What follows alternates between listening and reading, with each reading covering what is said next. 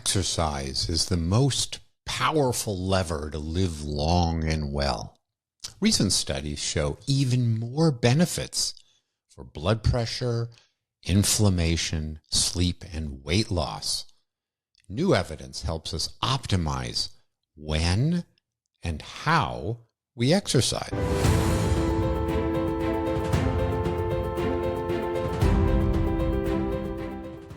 Welcome, dear listeners, to episode number 38, Rethinking Exercise, New Evidence and Smarter Moves. Well, this is a new type of episode, and as always, I want your feedback either through comments or taking my questionnaire about the podcast. I will have the link in the show notes. So this episode will begin with a brief review of what we've talked about before about exercise. And then we will concentrate on what is new.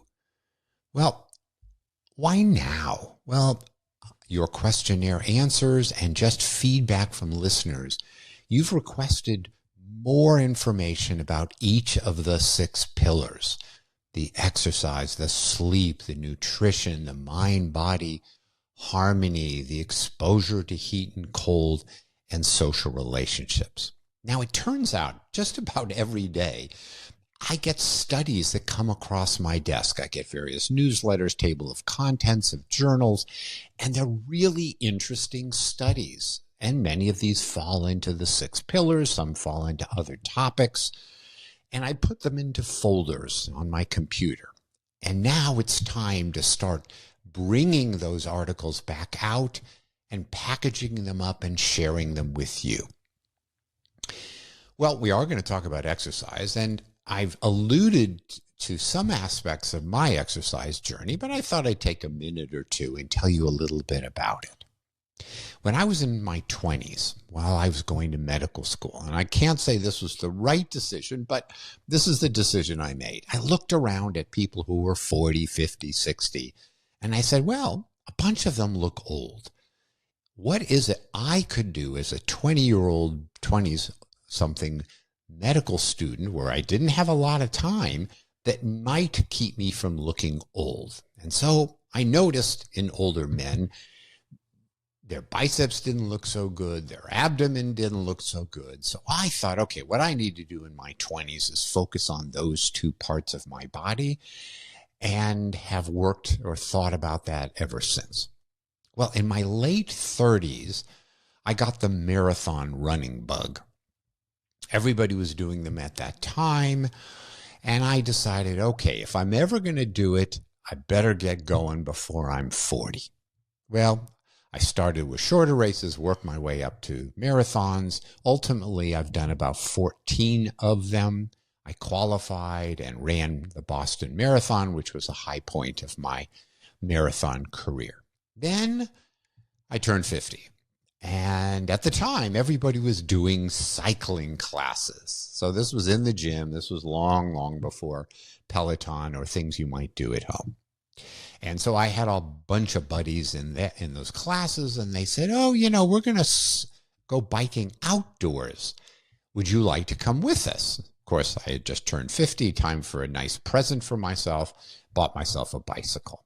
Well, now that I was doing running and I'm doing biking, I figured, well, it's only one more sport, that's swimming.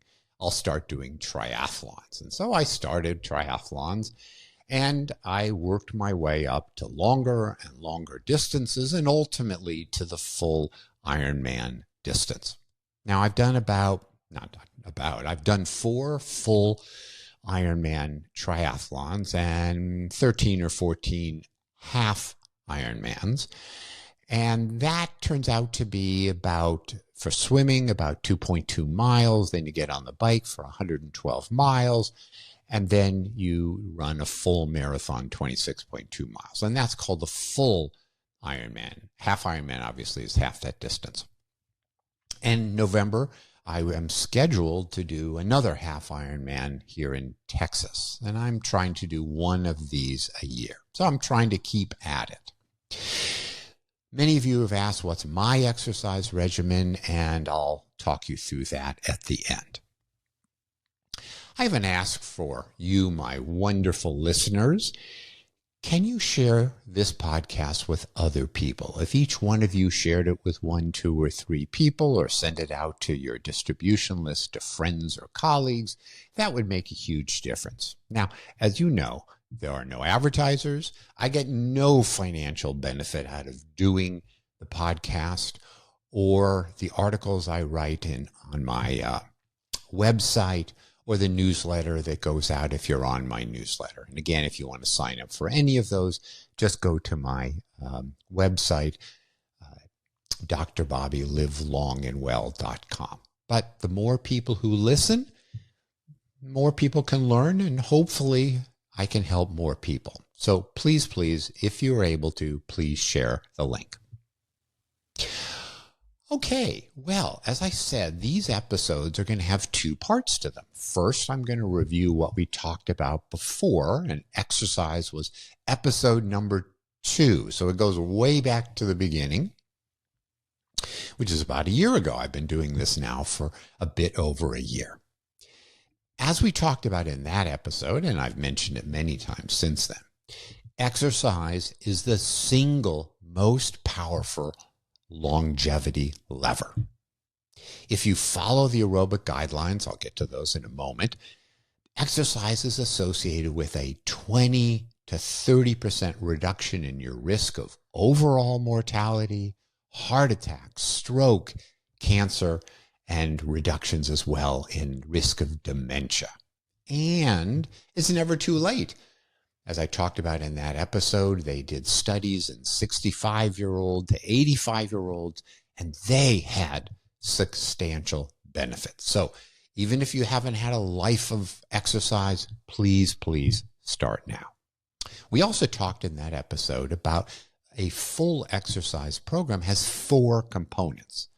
Yes, we talk a lot about the aerobic part, 150 to 300 minutes a week in zone 2, meaning you're exercising hard enough so it's not that easy to talk. But second element, strength, once or twice a week is important. Third, balance and flexibility work is important. And lastly, high intensity or anaerobic work. All right, so that's what we talked about before. Please listen to the episode if you wish. Now for the new stuff that crosses my desk almost daily. And I'd like to divide these into a couple of categories. Some of these are meta-analyses, meaning somebody went to the literature, said there's 10 studies, 20 studies, 50 studies in people, and they summarized it statistically. And that's a pretty good sort of state-of-the-art, what's the summary of the evidence tell us? So some of what I'll share is of that meta-analysis type. Others are sort of small studies, new studies, but tantalizing findings. So I can't say we have a definitive answer, but they're very fun and interesting, and I want to share them with you. Okay, I'll divide these new studies into 2 categories, just like with my original episode. First, what are the benefits of exercise? And there's new studies showing new benefits. As always, I will put links in the show notes, and if you want to read about them and click on links, just subscribe to my newsletter or read my articles. Both of those, again, are available at my website. Okay, what are some benefits that have come across my desk in new studies? First, exercise can help our blood pressure. There's a whole series of studies that we're seeing more and more. Now that people have smartwatches and Fitbits and Oura Rings, you can do studies in lots of people very, very quickly and easily. Well, in this study, 14,000 people wore a blood pressure monitor. Now, your normal smartwatch is not going to measure your blood pressure. This was something they added and people wore. And what they found, excitingly, is that more exercise was associated with a lower blood pressure. I do point out in this study, it wasn't just fast walking, it was actual exercise. And what they found is even with 15 or 20 minutes a day, there were significant changes in blood pressure. Now, these were not massive falls in blood pressure. It was a few points. On an individual level, that might or might not be enough to get your blood pressure under control. But on a population level, dropping your blood pressure 2-3 points is enough to reduce population level cardiovascular outcomes by 10 or 20%. So it's a big deal. Will it help you? By all means, give it a go. Do it in the N of 1 style and let me know what you find. All right, second benefit, exercise can improve our sleep. So 5 to 10% of us have insomnia. By all means, listen to my sleep episode and the do's and don'ts, the 12 very practical things you can do to make things better. So what came across my desk? Well, it was a meta-analysis of 19 studies. And what they found is that people who exercised had improvements in objective measures of sleep and subjective measures of sleep. So things like people fall asleep and they wake up an hour, 2 hours later.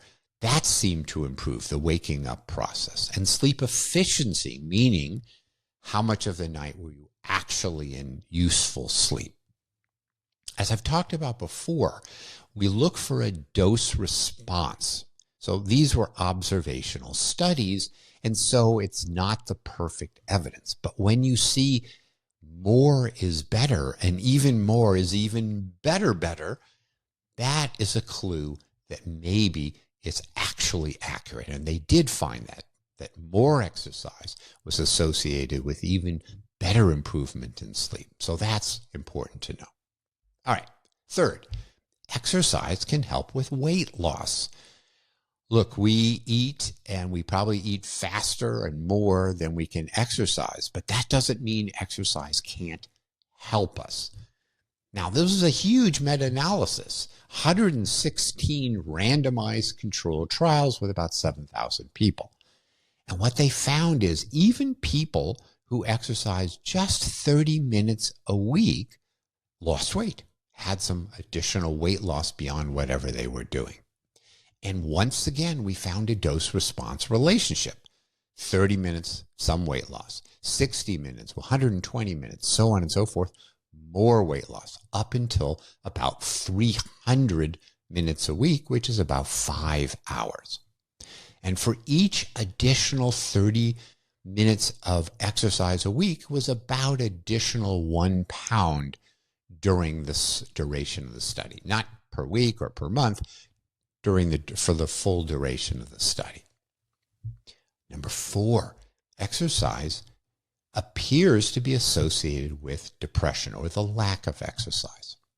Here was also a meta-analysis, a summary of 33 observational studies. Again, not a clinical trial, but a lot of people, about 96,000 adults.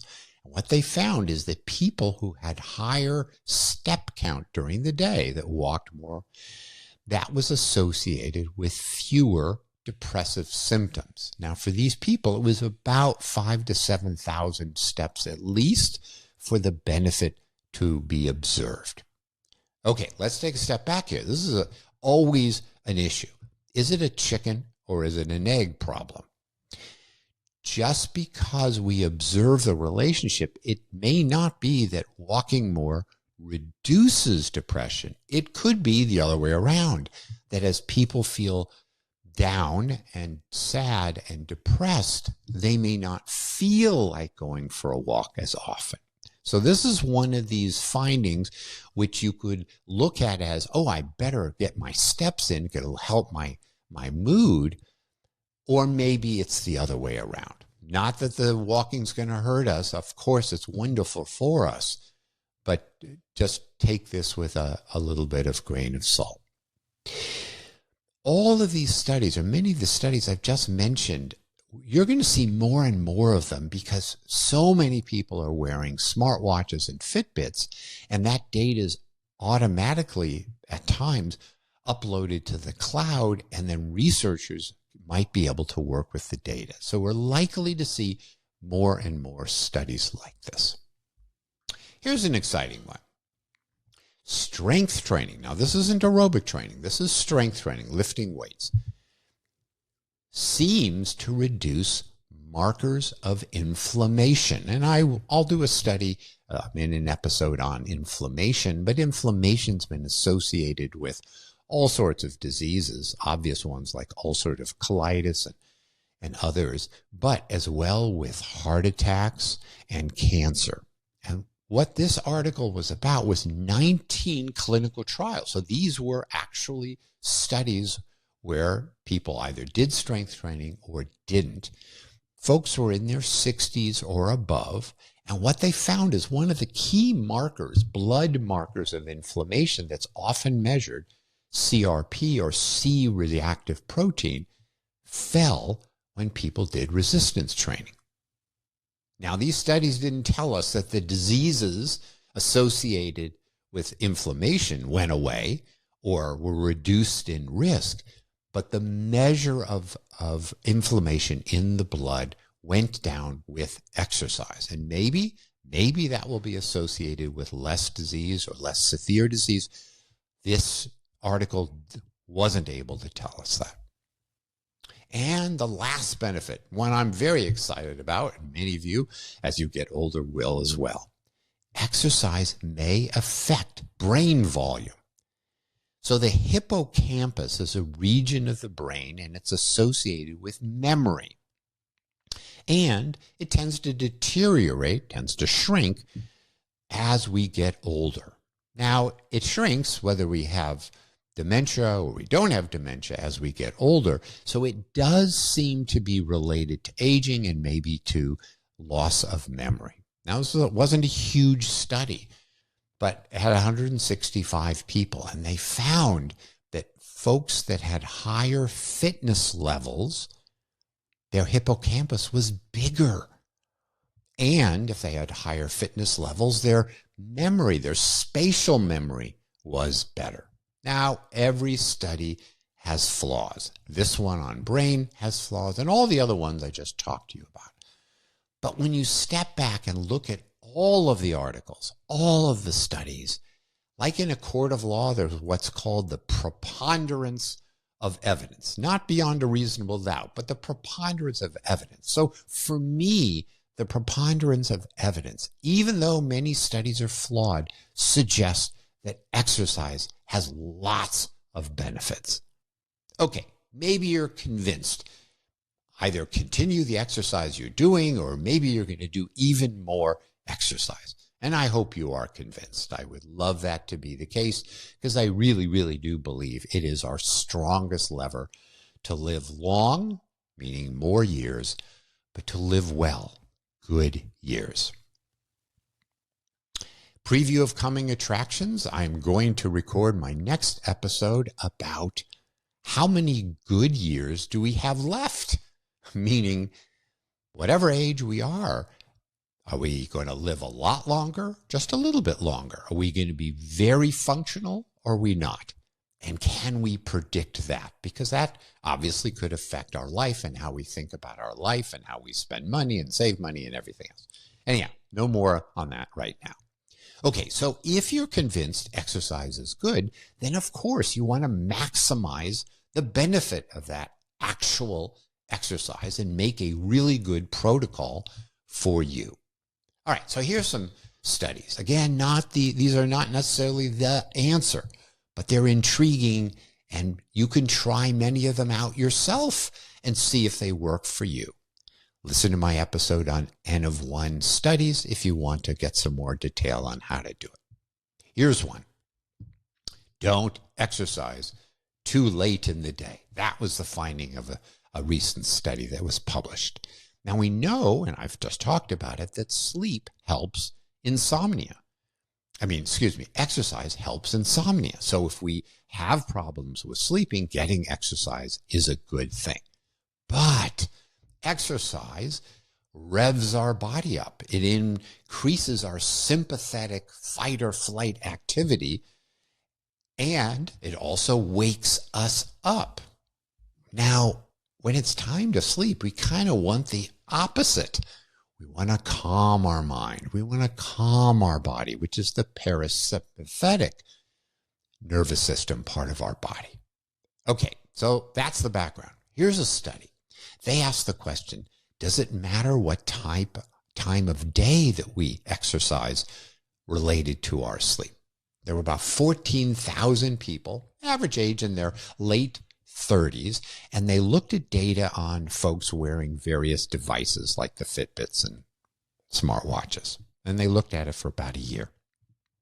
And they looked at when people normally went to bed and went to sleep and how long they typically slept.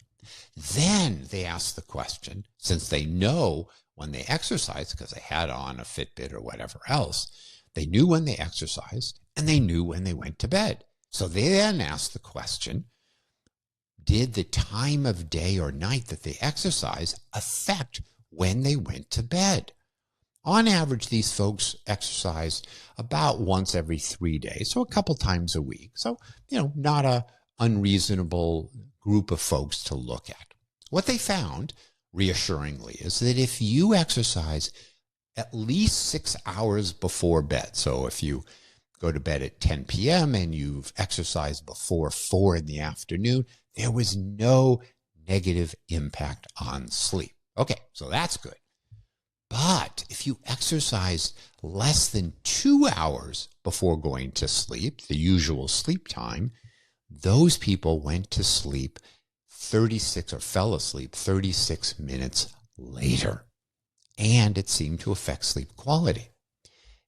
So that's within 2 hours. Well, there was also an impact when it was 2 to 4 hours. Again, if it's 10 o'clock is your bedtime, if you exercise from 6 p.m. on, it might have some impact. They also found a dose response, and I love to find dose responses. What does that mean? The closer to bedtime, the more the impact. The more intense the exercise, the more impact on sleep. It didn't seem to happen if you just went for a gentle walk. They were looking at folks who actually exercise. Okay, so let's ask our chicken and egg question. Is it that the exercise close to bed woke us up, got our sympathetic system working in overdrive, and therefore couldn't fall asleep? Or is it the opposite, just that people got home late, they didn't get around to exercising till late, and therefore everything else got backed up and they went to bed later? So it had nothing, one could argue, it has nothing to do with the fact that they had a sympathetic thing going on in their nervous system, but it may just have been a simple time thing. I kind of think that it's real. Why? Because that same type of intense sympathetic response happens after cold plunge and wakes people up, myself included. And I can't do a cold plunge before bed because I'll never be able to fall asleep. So I actually think it's real. But for you, do an N of 1 trial. Do your exercise, do your intense exercise, but perhaps finish at least 4 to 6 hours before you want to sleep. Okay, next article. This was fascinating. It was tantalizing. It was in the press, and a fascinating article all around. For my women in my life, I'm thrilled by the results of this study. For the men in our lives, me included, not as good news for us. All right, so what did we learn? Well, we know in general, exercise is good for all of us. It has so many benefits. But in this study, they asked the question, do women benefit more than men in doing exercise? So we all do exercise. Do women get more benefit than men? This was a study of 400,000 adults across a range of ages, 27 to 61. They followed these people for 20 years. And what they found, again, was exercise, folks that exercise, that was associated with a lower rate of death. And for women, that was a 24% reduction. That's fantastic. For men, there was a reduction, but that was only 15%. So women got almost 50% more benefit in the database. Now, for everyone, exercise lowered the risk of heart attack or stroke. But again, women got 36% benefit, men 14%. Now, even more tantalizing that women got benefits with less exercise. That those benefits were evident with 57 minutes of exercise per week versus men 100 minutes. So not only did women seem to have more benefit, they seemed to get that benefit with less minutes exercising. Now, there's a lot of theories as to why that might be the case. Men have more muscle mass, more mass in general, so maybe it takes more for the male body to get the benefits.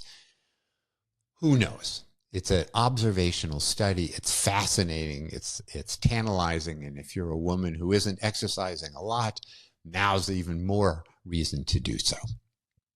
But the study showed that only a third of the people in the study actually met the guidelines for typical exercise, the 150 to 300 minutes. So we can all benefit, and perhaps women will benefit more. Okay, next fascinating thing about how to exercise. You might have heard about weekend warriors. So weekend warriors are folks that don't exercise during the week, but they get all their exercise on the weekend. They have more time, they have less stress, and Saturdays and Sundays, that's when they play pickleball, that's when they get to the gym, that's when they go for a run, but Monday through Friday, not so much. And so this was a study of 89,000 people in the UK Biobank. Again, this is an observational study. It isn't a randomized trial.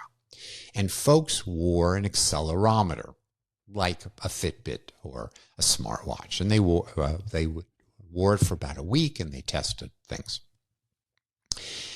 And this is a study that often I don't like because they measured a zillion things. And as you know, when you measure a zillion things in a database, you're likely to come up with something positive. But they did this in an interesting way. They looked at several hundred diseases, and they compared people who exercised with people who didn't exercise, and compared the weekend warrior type of exercisers versus those that exercise all week long. And they looked at things like hypertension, diabetes, obesity, and a bunch of other things. In these several hundred different diseases, there was no difference.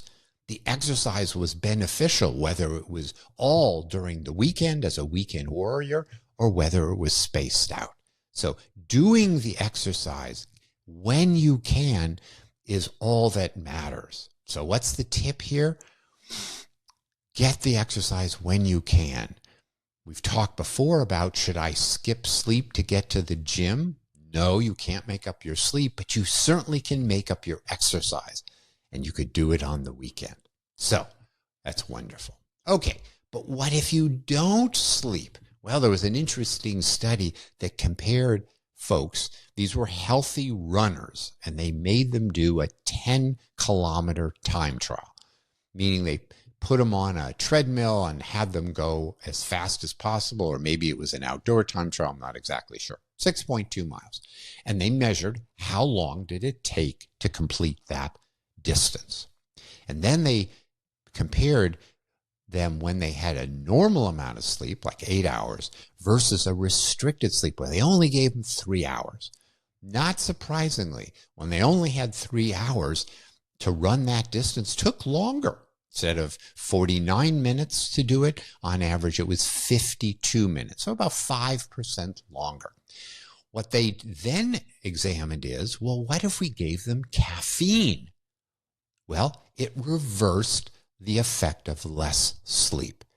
Now, I'm not suggesting that you don't sleep and then you take caffeine for it, but what they found is that even if lack of sleep hurts you the next day in terms of exercise performance, caffeine appeared to reduce it in this small, but again, tantalizing study.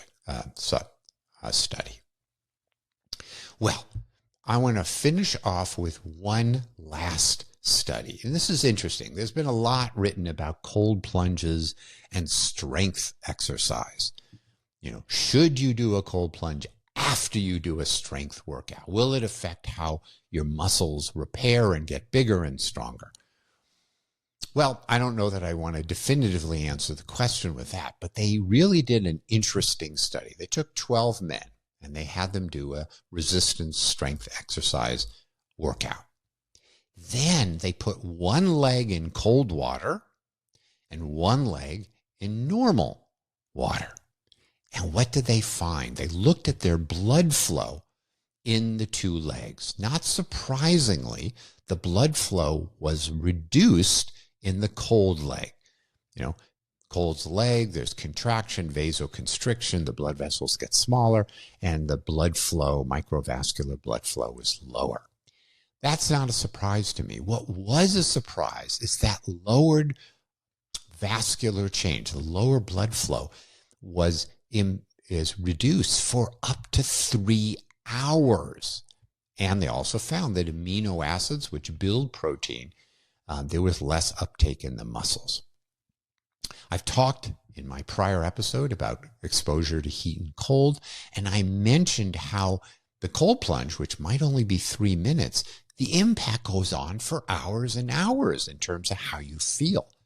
Here's another study that suggests that the benefits or the changes or whatever goes on for hours. So I found that very interesting. As I mentioned at the outset, I wanted to share with you what my regimen is for exercise. Might be interesting for you.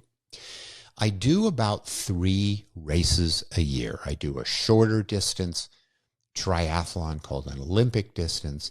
I do a swim run race every year with my brother. It's a fun thing where you do a series of run, then swim, then run, then swim, and you're generally going from island to island. So you run across an island, jump in the water, swim to the next island, get out, run across that island, jump in the water, and do that again. So that's something I train for once a year. And then I do an Ironman distance, or this year it'll be a half Ironman distance once a year. So how do I get ready? And it varies during the time of year and whether it's a shorter race I'm getting ready for or not. But in general, I try to swim 1 day a week. I do a long bike and followed by a run. So you get off the bike, immediately run. Sometimes the year that's about a 2.5 hour session. Sometimes it's more like 3 or 4 hours. Again, it depends upon what I'm doing that time of year. I try to do an indoor bike once a week. I do a strength session, as I've talked about. I have a trainer that comes once a week because I won't do it by myself. And then I try to do a speed run on the treadmill, short intervals, once a week. So it's about typically 5 or 6 hours of exercise a week. It can be more, it can be less. All right, let's wrap up. Exercise has so many benefits.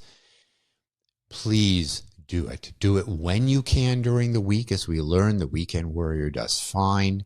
You can do it in short bursts. It doesn't have to be an hour at a time. You can do 5 or 10 minutes if that's all you have at that moment. It is the single best way to live long and to live well. And I want both of those characteristics for you. And if you have a chance, please share the podcast with others. Until next time, take care, have some fun exercising, and then, of course, live long and well.